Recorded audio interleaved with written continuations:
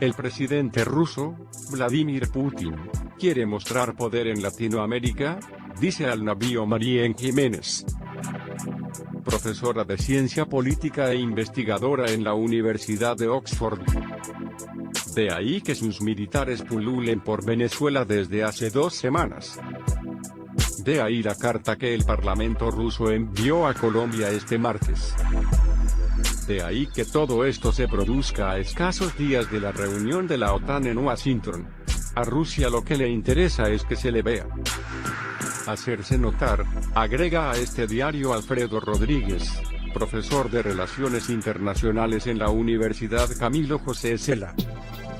Económicamente está muy mal y el país ya quebró siendo la Unión Soviética por meterse en la carrera armamentista. A Rusia no le interesa un conflicto en Venezuela.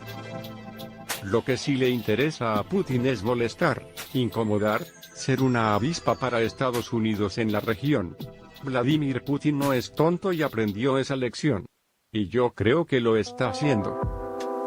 Se lo dice al navío el especialista en política exterior de Europa, Estados Unidos y Oriente Medio Alfredo Rodríguez, profesor de Relaciones Internacionales en la Universidad Camilo José Cela, piloto de helicópteros y teniente coronel del Ejército de Tierra de España.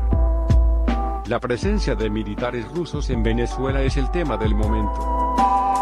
De hecho, será discutido este jueves en Washington, donde se celebra el 70 aniversario de la Organización del Tratado del Atlántico Norte, OTAN.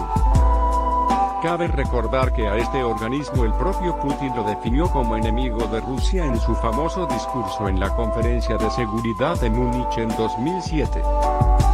Lo cierto es que los militares rusos han tenido una importante actividad en Venezuela. Hace 2 semanas, 2 aviones llegaron al país desde Moscú. No fue un aterrizaje discreto, sino que se detuvieron en la pista principal del país, la del aeropuerto Simón Bolívar en Maiquetía. Todo el mundo se enteró, por lo que se especuló sobre una intervención rusa en Venezuela. Reinó la histeria, y el Kremlin, especialista en este tipo de situaciones por sus conflictos en Georgia en 2008 y en Ucrania en 2014, salió al quite diciendo que sus militares brindarían apoyo al régimen de Nicolás Maduro por los supuestos ciberataques que sufrió el sistema eléctrico por parte de Estados Unidos. A la versión oficial se sumaron otras derivadas. Una de ellas es que los militares rusos, también llamados asesores, fueron a Venezuela para poner en marcha un mecanismo antiaéreo en el sombrero. Zona hasta ahora inoperativa por la incapacidad de la Fuerza Armada venezolana. Otra cosa que se dijo fue que los efectivos rusos arribaron al país para montar una base militar en la isla de La Orchila. También se supo que los militares brindaron entrenamiento a pilotos de helicóptero, y se comprometieron a construir una zona de mantenimiento de aeronaves. Putin demuestra poder en Latinoamérica. Estas pequeñas acciones, creo yo, son una demostración de poder en Latinoamérica por parte de Rusia. Apunta al navío María Jiménez, profesora de ciencia política e investigadora en la Universidad de Oxford. La crisis en Venezuela es un tema geopolítico de Estados Unidos, Rusia y China, y de esta forma se está manejando. Los rusos yo creo que están claros que en Venezuela el cambio va a venir, y lo que están haciendo ahora es una estrategia política, agrega. La crisis en Venezuela es un tema geopolítico de Estados Unidos, Rusia y China, y de esta forma se está manejando. Los rusos yo creo que están claros que en Venezuela el cambio va a venir, y lo que están haciendo ahora es una estrategia política. En la estrategia de Moscú se incluye otro elemento. La carta que envió este martes la Asamblea Federal de la Federación de Rusia a la Cámara de Representantes de Colombia, advirtiendo que las maniobras de Estados Unidos en territorio colombiano se considerarán como una amenaza a la soberanía de Venezuela. Será interpretado por el Consejo de la Federación de la Asamblea Federal de la Federación de Rusia solamente como un acto de agresión contra un Estado soberano, y una amenaza a la paz y seguridad internacionales. decía la misiva. La carta de la Asamblea Federal, que es el Parlamento ruso, se interpretó como una advertencia del propio Putin al gobierno de Iván Duque en Colombia, lo cual provocó la respuesta del mandatario latinoamericano. Colombia no está en plan de agredir a ningún estado, dijo. A consecuencia de esta declaración, el embajador ruso en Colombia, Sergei Koskin, aclaró que la carta no era para el gobierno de Duque, sino que se trató de una declaración parlamentaria dirigida a los colegas del mundo, o sea, a los parlamentarios. Todos estos detalles serán tomados en cuenta este jueves, puesto que Estados Unidos incluyó la presencia rusa en Venezuela en la lista de temas que se tratarán en la reunión ministerial de la Alianza Atlántica. La OTAN no intervendrá en Venezuela, es un factor de seguridad. Y en la cumbre de la OTAN se ponen sobre el tapete todos los riesgos para la seguridad. Se hablará de la inmigración incontrolada, del terrorismo global. No se hablará solo de Venezuela. Se evalúan todas las amenazas, y en función de lo que digan los 29 países miembros, se tomarán acciones preventivas, dice Rodríguez. Para este experto, de la reunión no resultará una intervención militar en Venezuela. Ni siquiera con los últimos movimientos que han protagonizado los militares rusos.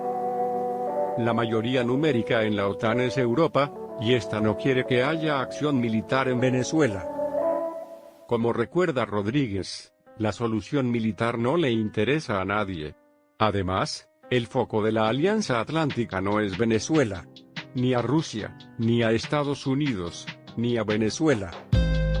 Sin embargo, señala Jiménez que un ataque contra el régimen de Maduro es un recurso que el presidente encargado, Juan Guaidó, está empleando para generar presión. Guaidó advierte que todas las opciones están sobre la mesa. Este es un tema estratégico para hacerle sentir a Maduro que va a salir. El tema de la intervención no creo que vaya a salir en la OTAN. Lo que no descarto es que haya una discusión a nivel interno, pero eso es una información que no vamos a tener, dice la profesora. Los aliados rusos en Latinoamérica, las cartas están echadas. Pero en el tablero aparecen más actores. El foco es Venezuela. Están las tres potencias, Estados Unidos, China y Rusia.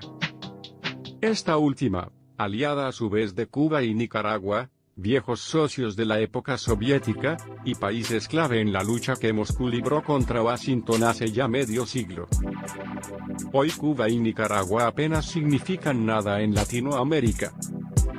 Son dos economías muy pobres y sin apenas relevancia diplomática. Es cierto que el poder militar de La Habana todavía juega un papel determinante en Caracas, sobre todo controlando a la Fuerza Armada venezolana, para evitar las deserciones. En lo que respecta a la relación La Habana-Moscú, estos se ven como socios ideológicos de la época soviética unidos por el sentimiento antiimperialista. Su cooperación, según explica Mira Milosevich, investigadora principal del Real Instituto Elcano, en el informe Rusia en América Latina, repercusiones para España, se da en áreas como el ejército y las investigaciones médicas. Cabe recordar que Milosevich, en una entrevista con Al Navío, dijo que el límite del poder de Rusia se verá en Venezuela. Lo que pasa es que no se puede definir dónde está este límite porque no tenemos bola de cristal. En cualquier caso, el hecho de que Rusia haya pospuesto el pago de la deuda de 2017 a 2023 a cambio de controlar buena parte de Citgo, filial de PSA en Estados Unidos, y a cambio de derechos de exploración de los lugares emblemáticos de los recursos de Venezuela es una clara señal de cómo un país puede aprovecharse de otros más débiles solo porque el gobierno se quiere mantener en el poder a cualquier precio.